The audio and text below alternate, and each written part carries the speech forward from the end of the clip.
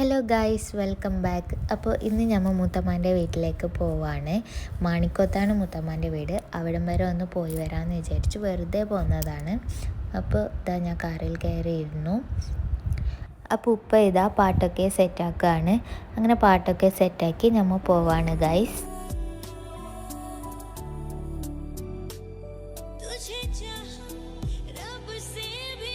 അപ്പോൾ ഗായ്സ് നമ്മൾ മൂത്തമ്മാൻ്റെ വീട്ടിലേക്ക് എത്തി. അപ്പോൾ നമ്മളെ വീട്ടിൽ നിന്ന് മാണിക്കോത്തേക്ക് ആകെ 5 മിനിറ്റേ ഉള്ളൂ, 3.5 കിലോമീറ്റർ അത്രയേ ഉള്ളൂ. അപ്പോൾ ഗായ്സ് ഇതാണ് നമ്മുടെ മൂത്തമ്മാൻ്റെ വീട്.